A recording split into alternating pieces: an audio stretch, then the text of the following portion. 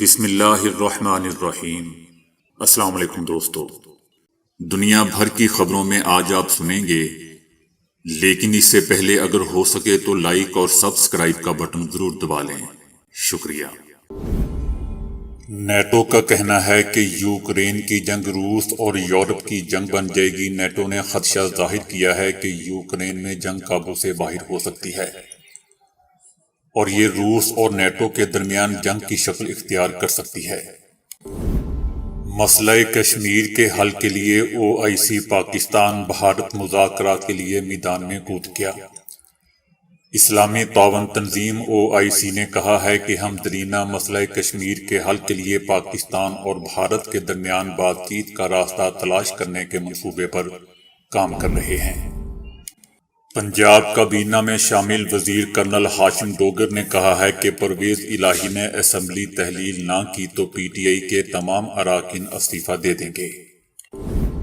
جرمنی میں بغاوت کی سازش کے بعد حکومت کا اسلحہ قوانین سخت کرنے کا فیصلہ۔ جرمنی کی حکومت نے کہا ہے کہ انتہائی دائیں بازو کے گروہ کی طرف پرتشدد طریقے سے حکومت کا تختہ الٹنے اور شاہی خاندان کے رکن کو قومی رہنما بنانے کی سازش کے شعبے میں اسلحہ رکھنے اور خریدنے کے قوانین کو سخت کرنے کا فیصلہ کیا گیا ہے۔ افغان بارڈر فورسز کی چمن میں بلا اشتعال فائرنگ سے 6 افراد مارے گئے۔ افغان بارڈر فورسز نے بلوچستان کے ضلع چمن میں شہری آبادی پر توپ خانے سمیت بھاری ہتھیاروں سے بلا اشتعال اور اندھا دھند فائرنگ اور گولہ باری کی، جس کے نتیجے میں 6 شہری مارے گئے اور 17 افراد زخمی ہوئے۔ مراکش کے کھلاڑیوں کا اپنی ماؤں سے تعلق کا کیا راز ہے؟ مراکش کی قومی فٹ بال ٹیم کے کھلاڑیوں اور ان کی ماؤں کے درمیان تعلق قطر میں 2022 ورلڈ کپ میں ایک عالمی کہانی میں بدل گیا ہے۔ عالمی انتباہ کے باوجود ایران نے ایک اور احتجاجی کارکن کو پھانسی دے دی ہے۔ ایرانی حکومت نے بین الاقوامی انتباہات کے باوجود 12 دسمبر کو دوسرے احتجاجی کارکن کو بھی پھانسی دے دی۔ متحدہ عرب امارات میں سابق شوہر کی توہین کرنے والی خاتون کو 10,000 درہم جرمانہ کیا گیا ہے۔ متحدہ عرب امارات کی ایک عدالت نے ای میل پر سابق شوہر کی بے عزتی کرنے والی خاتون کو 10,000 درہم جرمانہ ادا کرنے کا حکم دیا ہے۔ ٹرانسپیرنسی انٹرنیشنل کے مطابق پولیس، عدلیہ اور محکمہ تعلیم پاکستان کا سب سے کرپٹ محکمہ ہے۔ ٹرانسپیرنسی انٹرنیشنل کے سالانہ سروے میں پاکستانی محکمہ پولیس کو قومی سطح پر سب سے زیادہ کرپٹ قرار دیا گیا ہے۔ نیٹو نے خدشہ ظاہر کیا ہے کہ یوکرین میں جنگ قابو سے باہر ہو سکتی ہے اور یہ روس اور نیٹو کے درمیان جنگ کی شکل اختیار کر سکتی ہے۔ اگر چیزیں غلط ہوتی ہیں تو وہ بھیانک حد تک غلط ہو سکتی ہیں۔ نیٹو کا کہنا تھا کہ یوکرین میں ایک خوفناک جنگ ہے۔ یہ ایک ایسی جنگ بھی ہے جو ایک مکمل جنگ بن سکتی ہے، جو نیٹو اور روس کے درمیان ایک بڑی جنگ میں پھیل جائے گی۔ ہم اسے بچنے کے لیے روز اس پر کام کر رہے ہیں۔ اس میں کوئی شک نہیں کہ ایک مکمل جنگ کا امکان ہے۔ اس تنازع سے بچنا ضروری ہے جس میں یورپ کے زیادہ ممالک شامل ہوں۔ روس نے کئی بار نیٹو اتحادیوں پر یوکرین کو ہتھیار فراہم کرنے، اس کے فوجیوں کو تربیت دینے اور روسی افواج پر حملہ کرنے کے لیے ملٹری انٹیلیجنس فراہم کر کے تنازع کا فریق بننے کا الزام لگایا ہے۔ روس کے صدر نے کہا ہے کہ ان کا ملک خطرے کی صورت میں پیشگی حملے کے امریکی طریقہ کار کا استعمال کر سکتا ہے۔ روسی صدر پوٹن نے کہا کہ اگر غیر مسلح کرنے والے حملے کے بارے میں بات کی جائے، اس بارے میں سوچنا اہم ہے، جیسا کہ امریکہ نے اس خیال پر عمل کیا کہ اپنی سیکیورٹی کو یقینی بنانے کے لیے پہل کی جائے۔ یوکرین جنگ سے پہلے روس نے امریکہ کی ایسی صلاحیت پر تحفظات ظاہر کیے تھے جس کے تحت وہ 1 گھنٹے کے اندر دنیا میں کہیں بھی سر اٹھانے والے خطرے پر حملہ کر کے اس کو تباہ کر دیتا ہے۔ مسئلہ کشمیر کے حل کے لیے OIC پاکستان بھارت مذاکرات کے لیے میدان میں کود گیا ہے۔ اسلامی تعاون تنظیم OIC نے کہا ہے کہ ہم درینہ مسئلہ کشمیر کے حل کے لیے پاکستان اور بھارت کے درمیان بات چیت کا راستہ تلاش کرنے کے منصوبے پر کام کر رہے ہیں۔ سب سے اہم چیز پاکستان اور بھارت کے درمیان بات چیت کا راستہ تلاش کرنا ہے، اور ہم اس سلسلے میں پاکستانی حکومت اور دیگر رکن ممالک کے ساتھ مل کر ایک لائحہ عمل پر کام کر رہے ہیں۔ اس لیے ہمیں رکن ممالک کو اعتماد میں لینے کی ضرورت ہے۔ ہمیں معلوم ہونا چاہیے کہ سفارتی سطح پر بیشتر معاملات کے حوالے سے بیچ چوراہے پر بات چیت نہیں ہونی چاہیے۔ سیکرٹری جنرل OIC حسین ابراہیم نے بتایا کہ یہ دورہ اس لیے کر رہے ہیں کیونکہ اصل صورتحال کو خود دیکھنا چاہتے ہیں۔ انہوں نے کہا کہ ہم یہاں یکجہتی، ہمدردی اور OIC کے عزم کا اظہار کرنے کے لیے آئے ہیں تاکہ اپنے شراکت داروں، عالمی برادری اور رکن ممالک کے تعاون سے بھارت اور پاکستان کے درمیان اس طویل ترین متنازع علاقے کا حل تلاش کر سکیں۔ ان کا کہنا تھا کہ کشمیر OIC کا حصہ ہے۔ OIC کی اجتماعی اور انفرادی ذمہ داری ہے کہ وہ اس مسئلے کا حل تلاش کرنے کے لیے گفتگو کرے۔ سیکرٹری جنرل OIC نے بھارت کا کشمیریوں کے حق خود ارادیت سے مسلسل انکار، مقبوضہ وادی میں جنگی جرائم کے ارتکاب اور ریاستی سرپرستی میں بھارتی مسلمانوں پر مظالم کے باوجود OIC سے کچھ رکن ممالک کی جانب سے بھارت کی غیر معمولی تعریف اور پسندیدگی کے اظہار سے متعلق سوال پر انہوں نے کہا کہ OIC میں ہم ان قراردادوں کی بنیادوں پر کام کرتے ہیں جو رکن ممالک نے منظور کی ہوتی ہیں۔ OIC کے وفد کے لائن آف کنٹرول کے دورے کے بارے میں انہوں نے کہا کہ وہ اس دورے کے پس منظر میں وزرائے خارجہ کونسل کو ایک جامع رپورٹ پیش کریں گے اور ان سے اس کی روشنی میں مناسب فیصلے لینے کا کہیں گے۔ بنیادی طور پر یہ فیصلہ وزرائے خارجہ کا ہی ہوگا۔ پنجاب کابینہ میں شامل وزیر کرنل ہاشم ڈوگر نے دعویٰ کیا ہے کہ اگر وزیر اعلیٰ پنجاب پرویز الہی نے عمران خان کی جانب سے اسمبلی تحلیل کرنے کی ہدایت پر عمل نہ کیا تو PTI کے تمام اراکین اسمبلی اجتماعی طور پر استعفیٰ دے دیں گے۔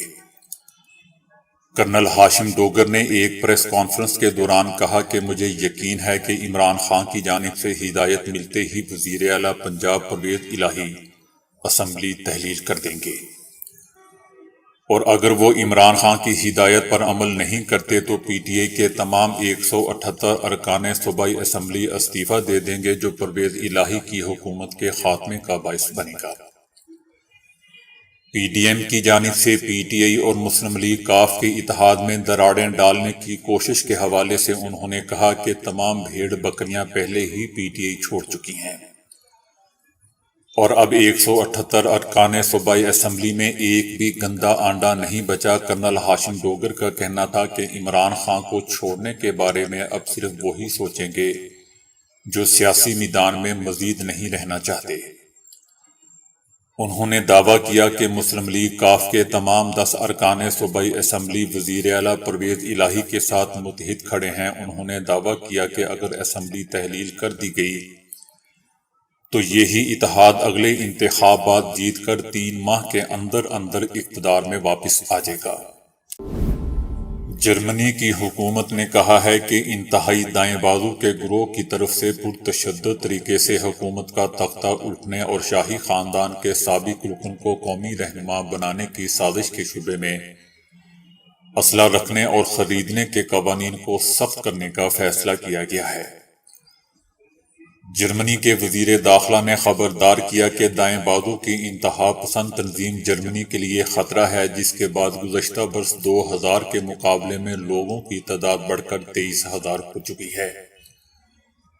وزیر داخلہ نے کہا کہ یہ معصوم لوگ پاگل نہیں بلکہ تخریب کار ہیں جو اب ٹرائل سے پہلے حراست میں ہیں۔ حکام نے تنظیم کے کم از کم 1000 اراکین سے اسلحہ برآمد کیا ہے۔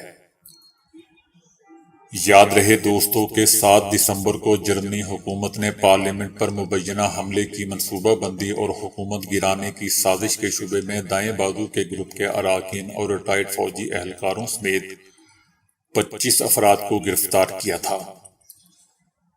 جرمنی پروسیکیوٹر نے بتایا کہ مذکورہ گروپ کی جدید جرمنی میں جگہ نہیں ہے۔ تنظیم نے موجودہ اور سابق فوجیوں کو بھرتی کرنے کی کوشش کی اور ہتھیار ذخیرہ کر رکھے تھے۔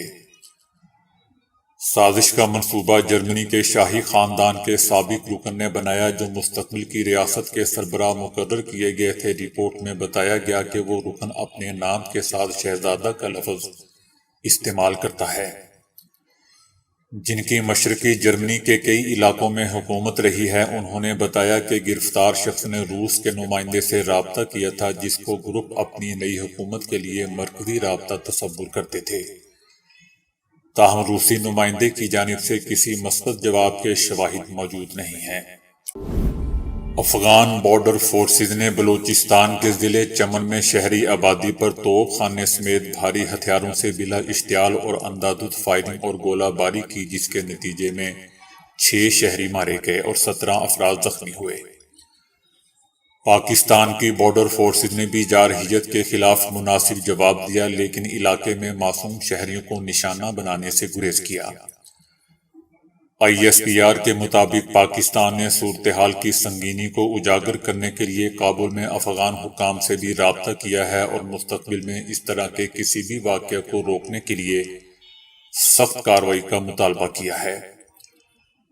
چمن میں پاک افغان سرحد پر افغانستان سے ایک مارٹر گولہ پھینکا گیا، جس کے بعد فائرنگ کا سلسلہ شروع ہو گیا۔ مراکش کے قومی فٹ بال ٹیم کے کھلاڑیوں اور ان کی ماؤں کے درمیان تعلق قطر میں 2022 ورلڈ کپ میں ایک عالمی کہانی میں بدل گیا ہے۔ مراکش کی ٹیم نے فیفا ورلڈ کپ کے سیمی فائنل میں کوالیفائی کر کے ایک تاریخ رقم کی تھی اور یہ میدان اس جیت کا جشن منانے کی جگہ بن گیا۔ ہر میچ میں مراکش کی قومی ٹیم کے کھلاڑیوں کی اپنی ماؤں اور باپوں کے ساتھ تعلق کی ایک کہانی نظر آتی ہے۔ نوٹ کیا گیا کہ جس مراکشی کھلاڑی نے بھی اپنی والدہ کو میدان میں اپنے قریب پایا، وہ فائنل سیٹی بجنے کے بعد اسی کی طرف بھاگا۔ اسی طرح والد موجود ہو تو کھلاڑی گرمجوشی سے ان کے گلے لگتے دکھائی دیے۔ سٹارز کی بنیادی طور پر ماؤں کے ساتھ وابستگی بھی دنیا میں ہلچل مچانے والے انسانی پہلوؤں میں سے ایک پہلو ہے۔ اپنے وطن کی شرٹ کے لیے کھیلنے کے ساتھ ساتھ وہ کھلاڑی یہ بھی سمجھتا ہے کہ وہ بچپن میں اپنی ماں کی موجودگی میں کھیلنے کی طرح کھیل رہا ہے۔ اس سے اسے ایک اضافی حوصلہ مل جاتا ہے۔ یہ احساس انسانی بیٹری میں موجود جذبات کے اسٹاک کو ختم نہیں ہونے دیتا۔ مراکش کی مقبول ثقافت میں ماں کو ایک اجتماعی ذہنی تصویر سے جوڑا جاتا ہے۔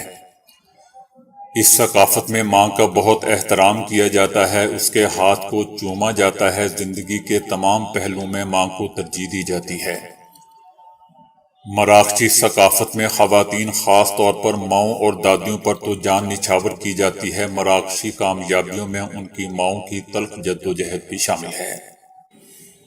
ان ماؤں نے اپنے بچوں کو باوقار زندگی فراہم کرنے کے لیے یورپ کی طرف ہجرت کی، فٹ بال کے کھیل کو گیٹ وے بنانے کے لیے روزانہ کی بنیاد پر اپنے بیٹوں کی مدد کی اور ان کا ہر طرح سے خیال رکھا۔ اس کے ساتھ ساتھ مراکش کی ان ماؤں نے بدترین حالات میں رہتے ہوئے بھی اپنے بچوں کو وطن کی محبت کا دودھ بھی پلایا۔ ان کے دلوں میں اپنی اصل مراکش کی محبت جگائی۔ یہی وجہ ہے کہ یہ کھلاڑی اپنی مرضی سے مراکش کی قومی ٹیم کا انتخاب کرتے ہیں، کیونکہ مراکش کی ماؤں نے جو ہجرت کی تھی وہ بھی یورپ میں اپنے اصل وطن مراکش سے تعلق برقرار رکھا تھا، اور یہی ان کا بڑا اعزاز ہے۔ قطر میں ہونے والے ورلڈ کپ فائنل کے اسٹیڈیم میں مراکش کی ٹیم کے کھلاڑیوں نے بین الاقوامی کیمروں کے سامنے اعتراف کیا اور یہ بتلایا کہ اس کامیابی کے پیچھے ان کی مائیں ہیں۔ ایرانی حکومت نے بین الاقوامی انتباہات کے باوجود 12 دسمبر کو دوسرے احتجاجی کارکن کو بھی پھانسی دے دی۔ تقریباً 3 مہینے سے جاری احتجاجی تحریک میں شریک پہلے احتجاجی کارکن محسن شکاری کو 8 دسمبر کو یہ سزا دی گئی تھی۔ اس کے بعد بین الاقوامی برادری کی طرف سے شدید رد عمل سامنے آیا تھا اور ایران کو ایسی سزاؤں پر خبردار کیا گیا تھا۔ ظاہر ہو رہا ہے کہ ایرانی حکومت مظاہروں میں گرفتار افراد کے خلاف جاری ایسی سزاؤں پر عمل درآمد میں دیری لا رہی ہے ان کو اپنے دفاع کا موقع نہیں دیا گیا اور پسند کے وکیل کی مدد کے بغیر ہی انہیں سزا سنا دی گئی۔ ایرانی آرگنائزیشن کے مطابق اس وقت ملک میں جاری احتجاجی مظاہروں کے دوران گرفتار افراد میں سے ایسی سزا پانے والوں کی تعداد کم از کم 11 تک پہنچ گئی ہے۔ احتجاجی تحریک کے پہلے شریک کو ایسی سزا دینے کے بعد بین الاقوامی رد عمل شدید مذمت نے ایرانی حکومت کو ہلا کر رکھ دیا تھا۔ متحدہ عرب امارات میں سابق شوہر کی توہین کرنے والی خاتون کو 10,000 درہم جرمانہ کر دیا گیا ہے۔ متحدہ عرب امارات کی ایک عدالت نے ای میل پر سابق شوہر کی بے عزتی کرنے والی خاتون کو 10,000 درہم جرمانہ ادا کرنے کا حکم دیا ہے۔ کورٹ نے خاتون کی جانب سے دائر نظر ثانی درخواست کو مسترد کرتے ہوئے پہلی عدالت کے فیصلے کو برقرار رکھا ہے۔ کورٹ نے نہ صرف خاتون کو ہرجانے کے طور پر شوہر کو 10,000 درہم جرمانہ ادا کرنے کا حکم دیا ہے بلکہ انہیں مقدمے کے اخراجات اور فیس بھی ادا کرنے کی ہدایت کی ہے۔ عدالت نے دلائل مکمل ہونے کے بعد فیصلہ کیا کہ خاتون کی بھیجی گئی ای میل توہین آمیز تھی، جس سے سابق شوہر کے نہ صرف جذبات مجروح ہوئے بلکہ ان کو معاشی نقصان بھی اٹھانا پڑا۔ ٹرانسپیرنسی انٹرنیشنل کے سالانہ سروے میں پاکستانی محکمہ پولیس کو قومی سطح پر سب سے زیادہ کرپٹ قرار دیا گیا ہے۔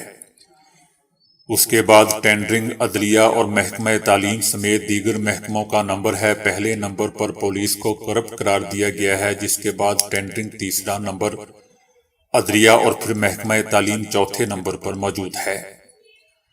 محکمہ پولیس گزشتہ سال کے سروے میں بھی کرپشن میں سر فہرست تھا۔ صوبہ خیبر پختونخوا میں بدعنوانی میں عدلیہ کو سب سے زیادہ کرپٹ محکمہ قرار دیا گیا ہے۔ بلوچستان ٹینڈرنگ کرپشن میں پہلے نمبر پر ہے۔ انڈین ریاست جھارکھنڈ میں 2 بہن بھائی ایسے بھی رہتے ہیں جو اگرچہ صرف 13 اور 6 سال کے ہیں لیکن اپنے والدین سے بھی زیادہ بوڑھے دکھائی دیتے ہیں۔ یہ بہن بھائی پیدائشی طور پر ایک ساتھ 2 نایاب اور لا علاج بیماریوں میں مبتلا ہیں جنہیں پروجیریا اور کوٹس لیکسا کہا جاتا ہے۔ یہ پیدائشی بیماریاں ہیں جن کی وجہ سے ایک بچہ ابتدائی عمر میں ہی نہ صرف بوڑھا دکھائی دینے لگتا ہے بلکہ وہ اندرونی طور پر بھی بڑھاپے کے امراض میں مبتلا ہو جاتا ہے۔ ان میں سے ایک بیماری بہت ہی کم لوگوں کو ہوتی ہے لیکن بدقسمتی سے یہ ان دونوں بیماریوں کا ایک ساتھ شکار ہیں، جس کے باعث ان کی زندگی بہت مشکل ہے۔ ان کے چہرے کی کھال عمر رسیدہ افراد کی طرح لٹکی ہوئی ہے جبکہ اس پر جھریاں بھی بہت نمایاں ہیں۔ انہیں سکول میں بھی دادی اماں، بڑی بی، بڑھیا اور اس جیسے نہ جانے کتنے ہی توہین امیز القابات کا اکثر سامنا کرنا پڑتا ہے۔ پہلی بار 2016 میں ان بچوں کے والدین نے اپنے مسائل بیان کیے تھے اور بتایا تھا کہ وہ اتنے مالدار نہیں کہ اپنے بچوں کے لیے مہنگی دوائیں خرید سکیں۔ جب یہ خبر پھیلی تو کیئر ٹوڈے فنڈ نامی ایک تنظیم نے ان سے رابطہ کر کے بچوں کے لیے دواؤں کا مفت بندوبست کیا۔ اس کے علاوہ بچوں کے دوسرے اخراجات بھی اسی تنظیم نے اپنے ذمے لے لیے اور چہرے کی جھریاں کم کرنے کے لیے ان کی مفت سرجری بھی کروائی۔ جرمنی میں کارل لیسروہے انسٹی ٹیوٹ نے مائکرو تھرمل جنریٹر چھاپنے میں اہم کامیابی کا اعلان کیا ہے۔ یہ فالتو گرمی سے بجلی بناتے ہیں، ماحول دوست ہیں اور بہت ہی کم خرچ بھی ہیں۔ ان کی بدولت چھوٹے سینسر، میٹر اور دیگر آلات کو مسلسل بجلی دی جا سکتی ہے۔ نئے جنریٹر بہت کم خرچ ہیں اور ان کی بڑی تعداد کو تیزی سے چھاپ کر تیار کیا جا سکتا ہے۔ یہ براہ راست حرارت کو بجلی میں بدلتے ہیں۔ دوسری جانب صنعتوں اور ہیٹنگ کے نظام سے خارج ہونے والی فالتو حرارت سے بھی بجلی بنانے میں ایک اہم کردار سامنے آیا ہے۔ ایک جنریٹر شکر کے دانے جتنا ہے جسے کاغذ تہ کرنے کی تکنیک کے تحت بنایا گیا ہے۔ اس میں سانچہ بنا کر اس پر روشنائی ڈالی گئی ہے۔ اس طرح جدید تھرمل الیکٹرک جنریٹر کی بڑی تعداد کو بہت تیزی سے چھاپا جا سکتا ہے۔ پاکستانی عوام پچھلے 30 سالوں میں جو حکمران منتخب کر رہی ہے وہ پاکستان کو IMF کے پاس گروی رکھ چکے ہیں، اور چونکہ عوام نے ہی انہیں منتخب کیا ہے لہٰذا ذمہ دار عوام ہی ہے۔ IMF پاکستان کی گروی عوام کے ساتھ کیا سلوک کر رہا ہے، اس کی ایک جھلک آپ بجلی کے بلز میں بھی دیکھ سکتے ہیں۔ جہاں اگر کوئی صارف 1500 روپے کی بجلی خرچ کرتا ہے تو اسے ٹیکس بھی ادا کرنا پڑتا ہے اور اس کا بجلی کا بل دوگنے سے بھی زیادہ ہو جاتا ہے۔ اسی طرح کی ایک اور جھلک آپ کو پیٹرول کی قیمتوں میں دکھائی دے گی، جہاں حکومت پیٹرول کو تقریباً 70 سے 80 روپے فی لیٹر خرید رہی ہے، وہاں عوام کو 147 روپے سے زائد میں فروخت کر رہی ہے۔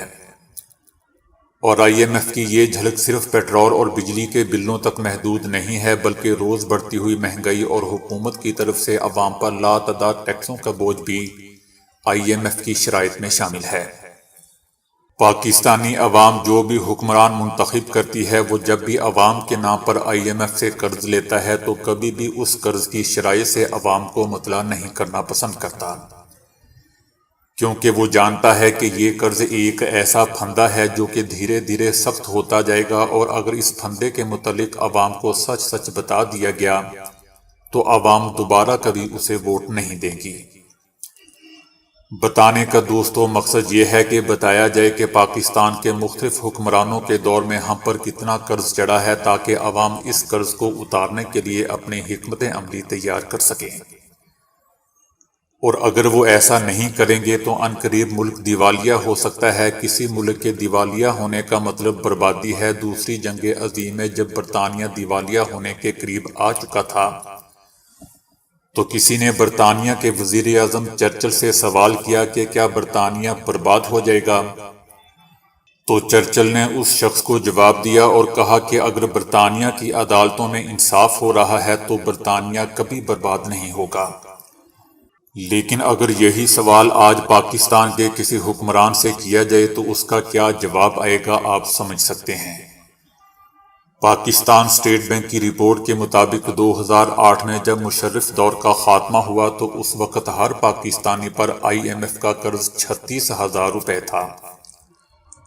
پھر جب پیپلز پارٹی کی حکومت ختم ہوئی تو یہ قرض 36,000 سے 88,000 پر چلا گیا تھا۔ مسلم لیگ نون کا دور ختم ہوا تو اسٹیٹ بینک کے مطابق یہ قرض 1,44,000 پر چلا گیا، اور آج جب تحریک انصاف اپنے 4 سال مکمل کرنے کو ہے تو ہر پاکستانی پر یہ قرض 2,70,000 تک پہنچ چکا ہے۔ اور یہ پچھلے قرضوں کا تسلسل ہے، لیکن ابھی بھی قرض لینے کا یہ سلسلہ ختم نہیں ہوا، بلکہ حکمران IMF سے مزید قرض لینے کے لیے ان کی شرائط پوری کرتے جا رہے ہیں، اور بے شک اس کے ذمہ دار براہ راست عوام خود ہیں۔ آنے والا کل کتنا تاریک اور بھیانک ہو سکتا ہے یہ سب سمجھدار لوگ جانتے ہیں، اور پاکستانی عوام اگر آج اپنے حکمرانوں کو قرض لینے سے نہیں روکے گی تو یہ پھندہ جو پہلے ہی عوام کا سانس بند کر چکا ہے، آنے والے وقت میں اس کی گردن کی ہڈی بھی توڑ دے گا۔ تو دوستو ابھی کے لیے اتنا ہی۔ ویڈیو کو لائک اور شیئر کرنے کا بہت بہت شکریہ۔